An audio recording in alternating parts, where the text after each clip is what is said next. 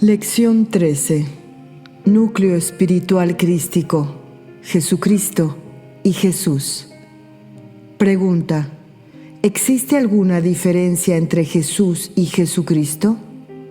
Explicación: Jesucristo es para nosotros Jesús, Cristo, es decir, Jesús, hombre, y Cristo, Espíritu, porque Cristo es el todo, y de ese todo, crístico, encarnó en la tierra una partícula, en Jesús. La ley rige en todo el universo por igual. Sabemos que del Espíritu o todo espiritual encarna una partícula en el ser humano. Cristo es el todo espiritual, del cual encarnó una partícula o vibración crística en Jesús. Esa es la aceptación para nosotros. Pregunta: si se nos pregunta ¿por qué decimos unas veces Cristo y otras veces Jesús?, ¿qué debemos responder? Explicación: cuando nos referimos a aquel núcleo espiritual evolucionadísimo, núcleo crístico de vibración superior, canal de la vibración divina para nuestro mundo, mentor y guía para la evolución del mundo, decimos Cristo y decimos Jesús cuando nos referimos a la acción del Cristo a través de Jesús, quien como hombre sufrió para ayudar a la redención humana, absorbiendo karma de la humanidad y dando así persistencia a sus elevadísimas enseñanzas que dejó a los hombres como normas de vida para poder obtener progreso espiritual y progreso humano. En las lecciones se dice las enseñanzas del Maestro al hacer referencia a las enseñanzas de Jesús, reconociéndolo como la vibración máxima que puede recibir nuestro mundo. La vibración crística que nuestro mundo podría recibir como máximo estaba encarnada en Jesús. Por eso Jesús es para nosotros el Maestro, porque Él fue expresión de la vibración máxima que podía llegar al mundo en aquel momento en que dio y dejó sus enseñanzas.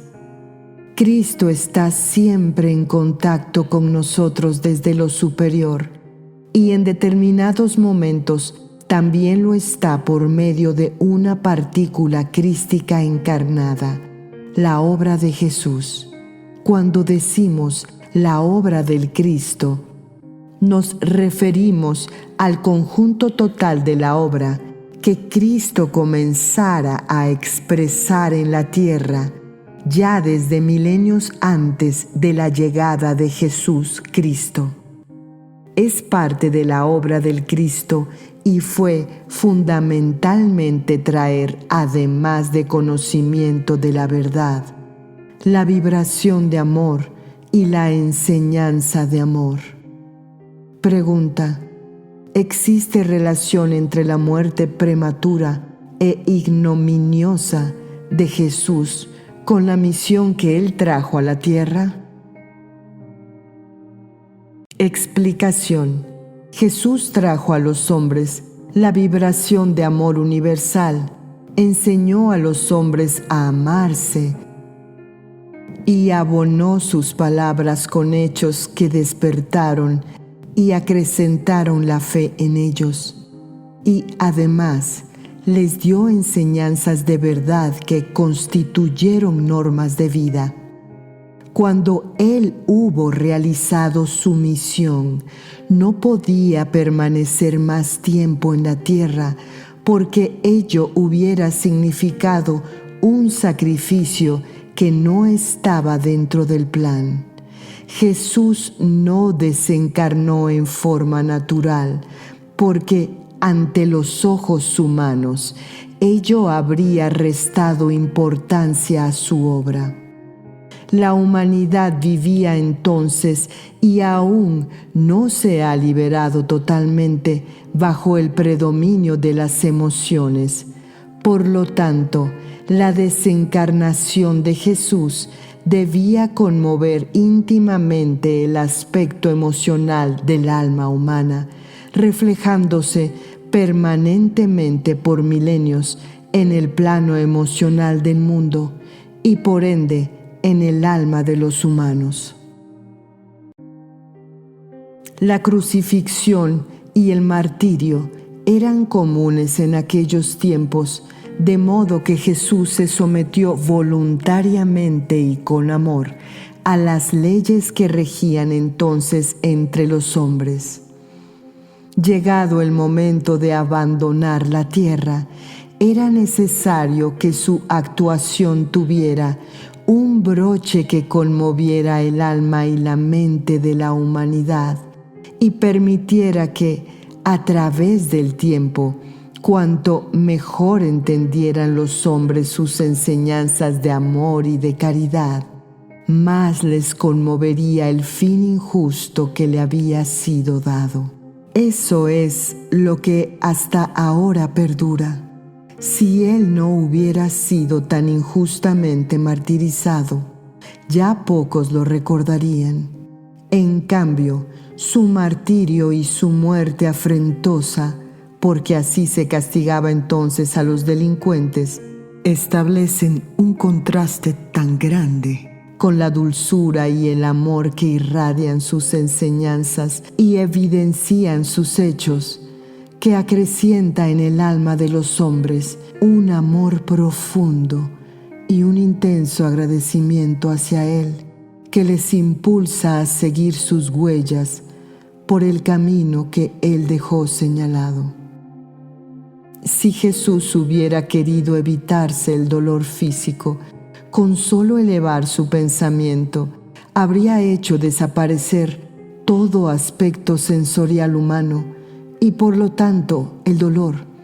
Pero Él no lo evitó, porque cuanto más sufriera por la humanidad, más necesidad kármica humana absorbería, aligerando así su peso y facilitando a los hombres la reacción positiva salvadora.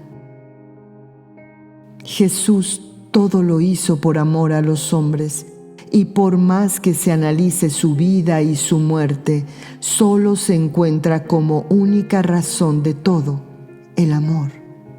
Ese amor lo recibió la humanidad y poco a poco ha respondido a él por amorosa compasión ante sus dolores tan injustos humanamente, por agradecimiento cuando logra comprender y también por repercusión en su alma humana de la vibración de amor de Jesús, todo en el aspecto emocional, pero eso ha valido muchísimo a la humanidad.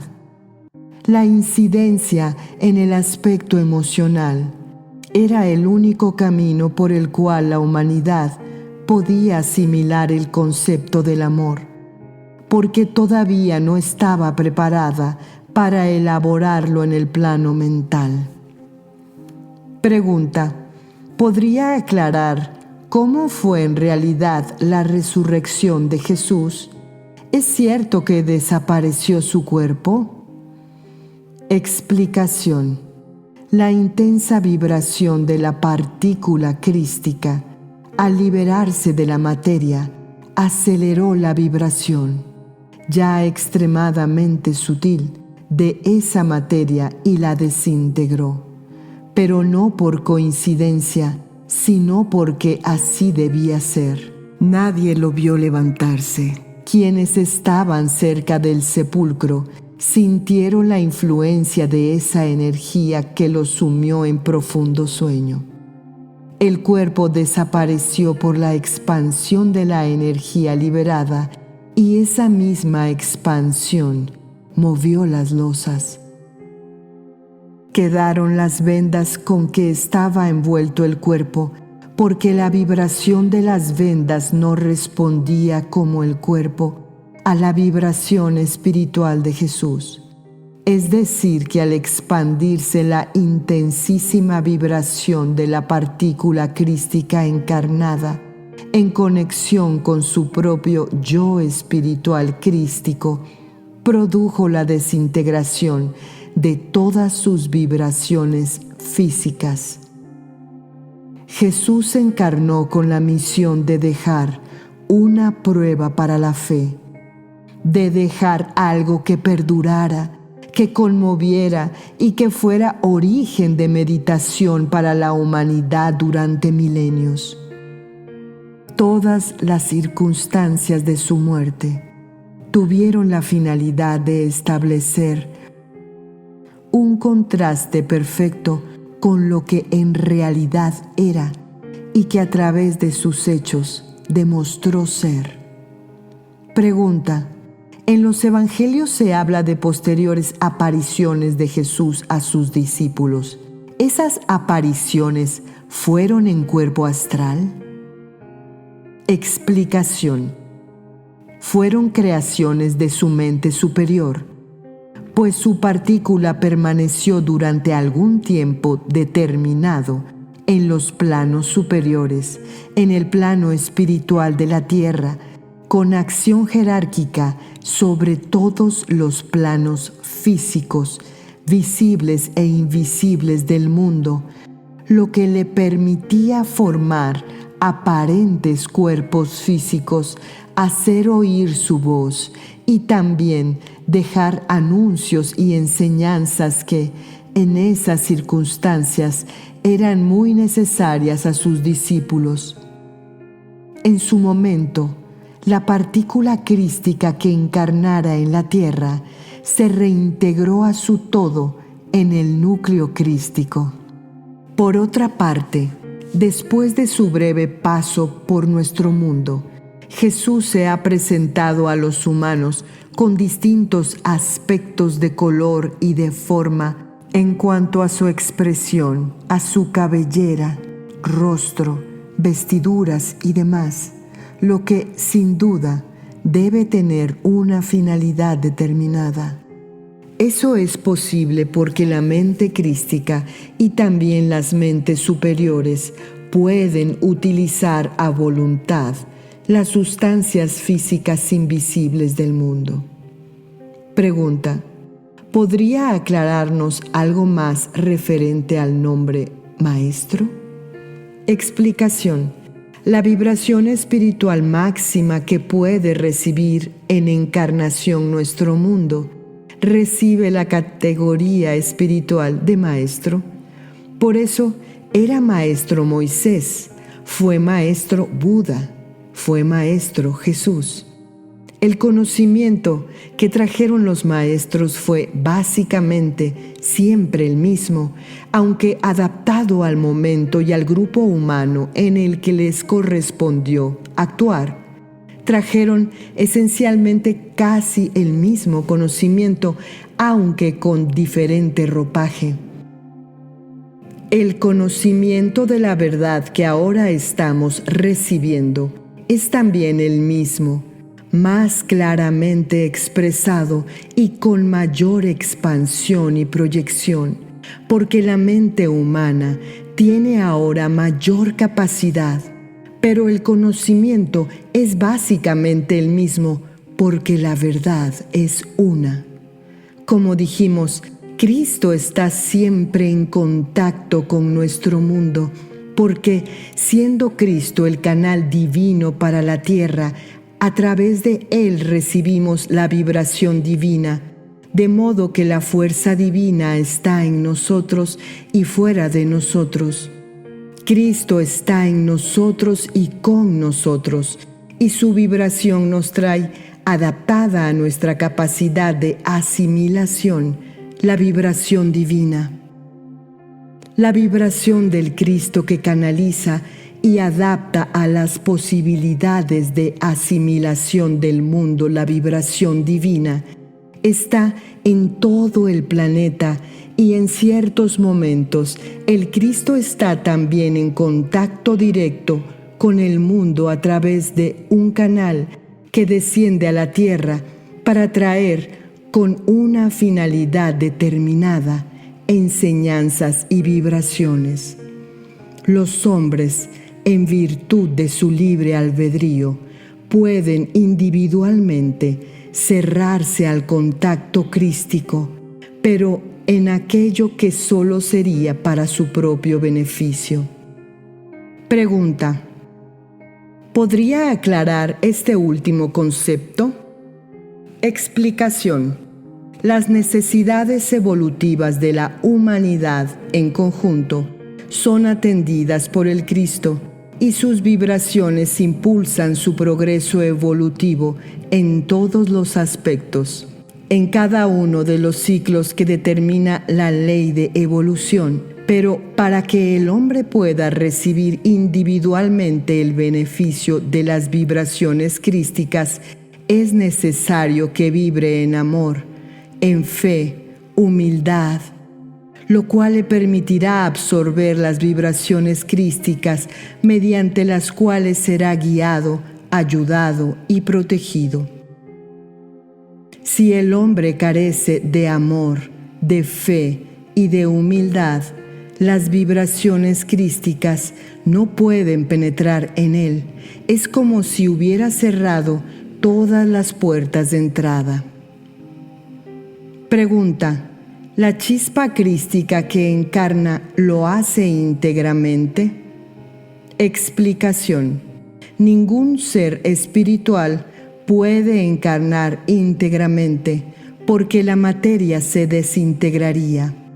La chispa crística o elemento crístico encarna proyectando una partícula de sí misma adecuada a la tarea que debe desarrollar, y el elemento crístico que proyectó su partícula a un mundo permanece conformando el núcleo crístico y transformado durante el periodo de encarnación que requiera la tarea en canal del todo crístico para su partícula, que es partícula crística, constituida a su vez en canal crístico para ese mundo.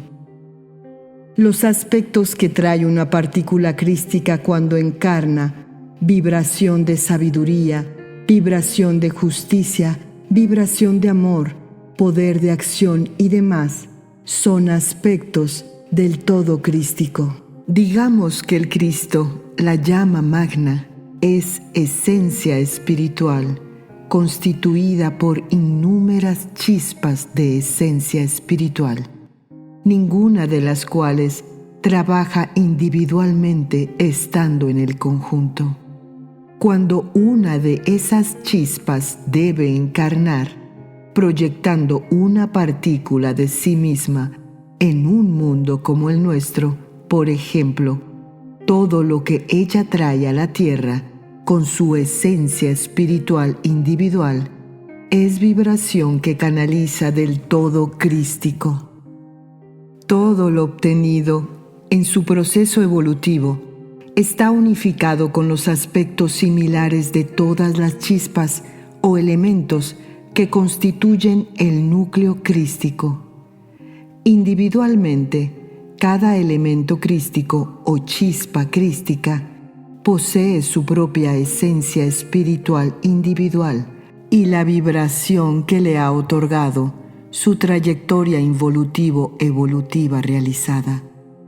El núcleo crístico posee todo, y cuando ese conjunto de chispas crísticas unificadas, en función de la tarea crística que le corresponde, recibe un reclamo que hace necesario el descenso de una chispa crística, en proyección para responder al mismo, esa chispa crística que en proyección desciende al mundo necesitado, se constituye el canal del todo o núcleo crístico, a través del cual llegará a ese mundo todo cuanto por ley ese mundo debe recibir del Cristo en ese momento. El Cristo, o todo crístico o núcleo crístico, está constituido por innúmeras chispas esenciales o elementos crísticos, los cuales, cuando deben encarnar en un mundo, en razón de la tarea que corresponde al Cristo, proyectan al mundo de encarnación una partícula de sí en la proporción vibratoria que ese mundo necesita y puede recibir. Esa partícula proyectada del todo crístico es una partícula crística encarnada que permanece unida al todo crístico a través de sí misma, o sea, de la chispa crística que la proyecta al mundo. Cuando una partícula crística encarna, no lleva una misión propia, sino una misión crística, y lleva y después canaliza lo que el Cristo envía a ese mundo como respuesta al reclamo de necesidad de dicho mundo. A esta altura del conocimiento, podemos decir que el Cristo es un núcleo vibratorio constituido por innúmeras vibraciones unificadas. Debemos tener presente que en todo núcleo vibratorio y por lo tanto en el Cristo hay un orden o escala jerárquica. Esto será estudiado ampliamente más adelante. Ese conjunto vibratorio unificado tiene su propia tónica vibratoria. En las almas grupales, la experiencia de una chispa divina o de un soplo espiritual se transmite a otras chispas y a otros soplos, no siendo necesario que todos realicen la misma experiencia. La acción tiene similitud en los Cristos, aunque a otro nivel. La vibración que actúa es del conjunto, aun cuando la realice una de las chispas crísticas, porque la chispa crística actuante canaliza del Cristo, no canaliza lo suyo. En un mismo plano crístico hay varios Cristos y ellos, a su vez, responden a otra vibración superior, pues la ley actúa exactamente igual en todo el universo. Pregunta: ¿pueden estar encarnadas en un mundo dos chispas del Cristo, es decir, dos seres crísticos simultáneamente? Explicación: sí, puede haber dos o más seres crísticos encarnados simultáneamente en un mismo mundo. Siempre los hay, porque ningún ser que desciende del Cristo a encarnar en un mundo, en misión mesiánica o no, lo hace solo. Siempre encarnan otros seres crísticos que, aun cuando no se evidencien como tales, llevan a ese mundo vibraciones crísticas de apoyo, de resguardo al ser crístico a quien le corresponde la responsabilidad de la tarea. Lógicamente, no es posible a un ser crístico sumergirse en vibraciones muy densas como la de los mundos como la Tierra. Por ejemplo, sin el apoyo de vibraciones similares a las propias que, en ciertos momentos, pueden rodear al ser en tarea, aunque humanamente ellos pudieran ignorarlo. Cuanto más evolucionado es el ser que lleva la vibración superior al mundo, más poderosa es la vibración que el mundo recibe, porque es menor el grado de adaptación requerido a ese ser de la vibración que lleva. Y cuando son seres que constituyen núcleos o conjunciones en proceso de unificación, quienes deben llevar la vibración al mundo ya lo hacen como tarea, dado que la vibración crística en el punto de adaptación a esos seres deberá conmover al mundo en algún aspecto, visible o no, en ese momento. En esos casos, encarnan contemporáneamente y, si es necesario por la tarea, también encarnan a continuación otros seres del mismo núcleo o de la misma conjunción y seres de núcleos o conjunciones en el plano inmediato inferior que recibieron la misma vibración crística, pero lógicamente adaptada a su plano. Todos esos seres apoyan en el mundo espiritualmente y humanamente la acción del ser, que debe canalizar la vibración adaptada, y si el trabajo lo requiere, pueden manifestarse en su carácter de humanos, como benefactores o discípulos, o como seguidores o defensores de sus ideas o hechos. Se nos dice en los mensajes de enseñanza de la verdad que el Cristo está en nosotros, y ahora vemos cómo, puesto que todos al encarnar traemos su vibración al mundo en un punto u otro de adaptación en escala jerárquica descendente. En la misma forma, pero a la inversa, es decir, en escala jerárquica ascendente, podemos conectarnos con el Cristo.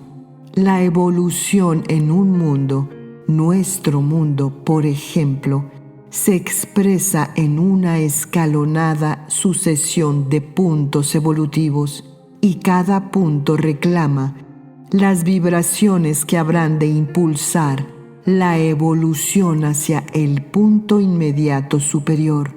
Y la ley, o sea, la divinidad, responde a través del Cristo.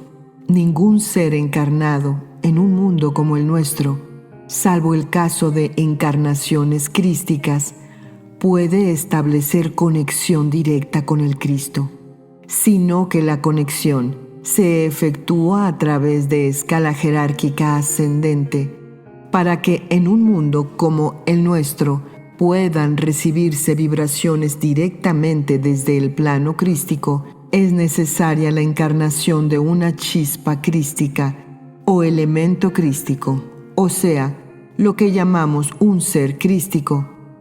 El todo de una chispa crística permanece en el Cristo, y en la tierra encarna una partícula que constituye el canal a través del cual se reciben en el mundo las vibraciones, palabras, conocimiento, hechos y todo lo que, de acuerdo con el plan de evolución, debe recibirse directamente del Cristo en ese momento. Por ello, ese ser crístico encarnado puede establecer conexión directa con el Cristo.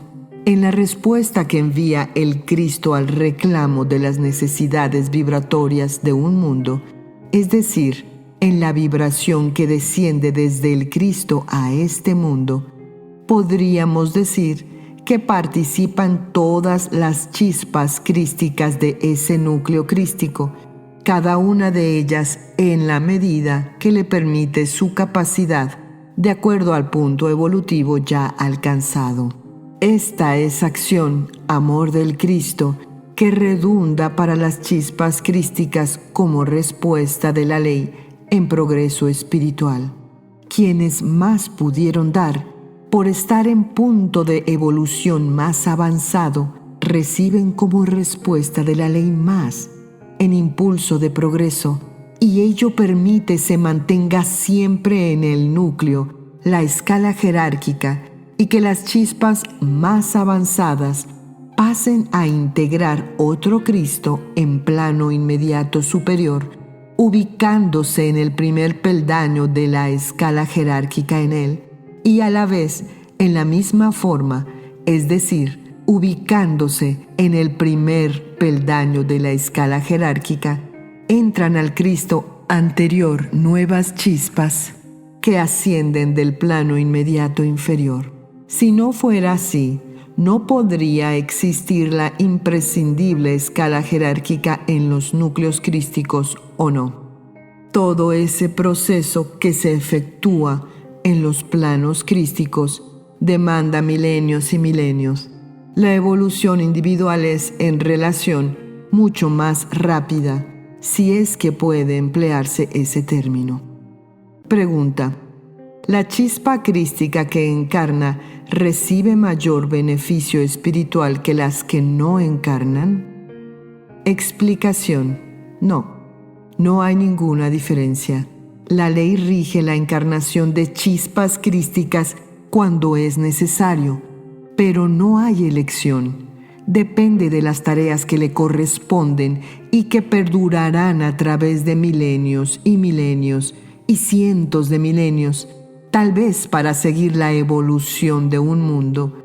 Seres que han encarnado una y otra vez en un mundo han ido asimilando vibraciones y también dejando vibraciones que después facilitarán la encarnación de una chispa crística determinada. La encarnación mesiánica de una chispa crística en un mundo es la culminación de un proceso, es una misión redentora, pero esa chispa crística no se hace acreedora a ningún beneficio especial.